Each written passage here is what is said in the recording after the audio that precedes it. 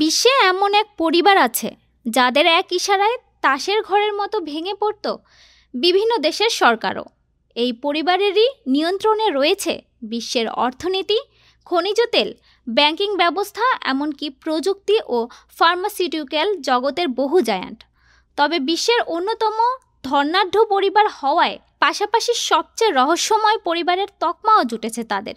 এমনকি প্রভাবশালী ওই পরিবারের হাতের পুতুল হয়ে আছে ইউরোপ আমেরিকার বাঘা বাঘা সব বিশ্ব নেতারা।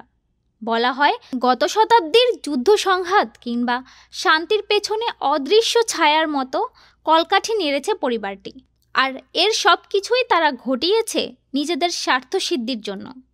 এই পরিবারের সদস্যদের খুব কমই দেখা যায় জনসম্মুখে।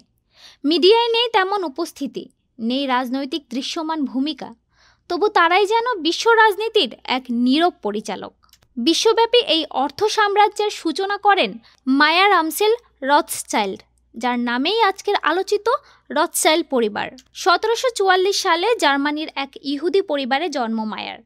বাবা ছিলেন পেশায় একজন মহাজন ও সিল্কের ব্যবসায়ী। মাত্র 12 বছর বয়সেই বাবা মাকে হারিয়ে ছোট্ট মায়ার জীবনে কঠিন বাস্তবতার মুখোমুখি হন।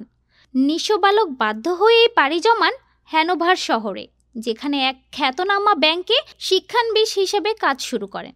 সেখানে আর্থিক ব্যবস্থার জটিল কাঠামো, সুদের খেলা ও বিনিয়োগের কৌশল শেখেন। এই 1 বছরের শিক্ষা ছিল মায়ারের হাত ধরে বিশ্বের মোড় ঘুরিয়ে দেওয়ার মতো। অভিজ্ঞতা অর্জনের পর আবার ফিরে আসেন নিজ জন্মস্থান ফ্রাঙ্কফুর্টে। ইহুদি মহল্লাতেই খুলে বসেন ব্যক্তিগত মালিকানাধীন ছোট্ট ব্যাংক। যুবক মেয়ার একদিকে যেমন ছিলেন সুদর্শন, তেমনই ছিলেন তীক্ষ্ণ বুদ্ধি, সপ্রতিভ আচরণ ও অপূর্ব ব্যক্তিত্বের অধিকারী। খুব অল্পতেই অচেনা মানুষকে মুগ্ধ করে ফেলতেন। এই গুণগুলোই ছিল তার ব্যবসার বড় হাতিয়ার। ধীরে ধীরে তিনি সমাজের ধনী, সম্ভ্রান্ত ও প্রভাবশালী মানুষদের নিজের ব্যাংকের গ্রাহক বানিয়ে ফেলেন। সেই সূত্র ধরেই রাজা উইলিয়াম হয়ে উঠেছিলেন মেয়ারের বন্ধু। রাজপরিবারের অগোচরে পড়ে থাকা প্রাচীন শিল্পকর্ম ও মূল্যবান সামগ্রী তিনি সংগ্রহ করতেন সস্তা দামে, যা তিনি ইউরোপ জুড়ে বিক্রি করতেন উচ্চ মূল্যে। এতে করে কেবল তার পুঁজিই বাড়েনি, তৈরি হয় সাংস্কৃতিক আর্থিক প্রভাবের এক নতুন বলয়। ফলে ক্রমশ ফুলে ফেপে উঠতে শুরু করে ধুরন্ধর এই ইহুদির ব্যবসা। যখন ইউরোপ জুড়ে বেজে ওঠে যুদ্ধের দামামা, ঠিক তখনই ভাগ্য খুলে যায় মেয়ারের। নেপোলিয়নের ফ্রান্স একে একে আক্রমণ চালায় ব্রিটেন ও তার মিত্র দেশগুলোর উপর। নেপোলিয়নের আগ্রাসন থেকে বাঁচতে রাজা উইলিয়াম পালিয়ে যাওয়ার আগে তার বিশাল পরিমাণ অর্থ সম্পদ পাঠিয়ে দিয়েছিলেন বন্ধু মেয়ারের কাছে। তিনি এই সুযোগ কাজে লাগাতে ভুল করেননি। চতুর মেয়ার কৌশলে সেই অর্থকে পুঁজি করে নিজের 4 ছেলেকে পাঠিয়ে দেন ইউরোপের গুরুত্বপূর্ণ 4 শহর লন্ডন, প্যারিস, নাপলস ও ভিয়েনায়। তাদের দায়িত্ব দেন সেখানে মার্চেন্ট ব্যাংক খুলতে, আর আরেক ছেলেকে নিজের কাছে রেখে দেন ফ্রাঙ্কফুর্টের ব্যবসা সামলাতে। রথসচাইল্ড পরিবারের সবচেয়ে চতুর ছিলেন নাথান। লন্ডনে বেশ ফুলে ফেপে উঠেছিল তার ব্যবসা। NM Rothschild and sons limited নামে একটি ব্যাংক প্রতিষ্ঠান করেন তিনি। 1811 সালে ইংল্যান্ড নেপোলিয়ন যুদ্ধের সময় নাথান দক্ষতার পরিচয় দেন। তিনি প্রকাশ্যে ইংরেজ সরকারকে অর্থায়ন করতেন, আবার গোপনে নেপোলিয়নের কাছেও টাকা পাঠাতেন। দুপক্ষকেই আর্থিকভাবে বশে রেখেছিলেন। যেখানে যুদ্ধ করত রাজারা আর মুনাফা কামাতো রথসচাইল্ডরা। এরপর ইউরোপের বিভিন্ন দেশের সরকারকে চড়া সুদে টাকা ধার দেওয়া শুরু করেছিলেন নাথান ও তার 4 ভাই। রাজপ্রসাদে প্রজা বিদ্রোহের আতঙ্কে শাসকের নিজেদের সম্পদ নিরাপদ রাখতে রথসচাইল্ডের ব্যাংকে অর্থ জমা করতে থাকেন। ধীরে ধীরে ইউরোপের খ্রিস্টান রাষ্ট্রগুলোর অর্থনীতি সম্পূর্ণ নিজের মুঠোয় নিয়ে নেয় রথসচাইল্ড পরিবার। এখান থেকেই রথসচাইল্ড পরিবার পা বাড়িয়েছিল আমেরিকার দিকেও।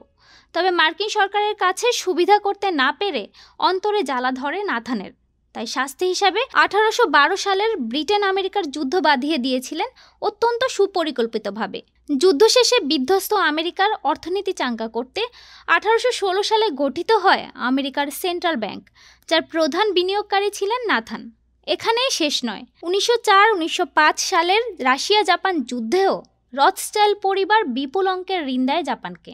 যুদ্ধবন্ড বিক্রি করে রাতারাতি কামিয়ে নেয় কোটি কোটি ডলার। এ যেন যুদ্ধ থেকে সম্পদ বানানোর নিখুঁত এক ব্যবসা। রথসচাইল্ড পরিবারের জন্য যুদ্ধ ছিল শুধুই লাভজনক ব্যবসা। তারা একযোগে দুপক্ষকে যুদ্ধের রসদ কিনতে অর্থ দিত চড়া সুদে। আবার যুদ্ধ শেষ হলে বিধ্বস্ত রাষ্ট্রগুলোকে পুনর্গঠনের জন্য দিত নতুন ঋণ, যাকে বলে এক হাতে আগুন ধরিয়ে অন্য হাতে পানি দেওয়া।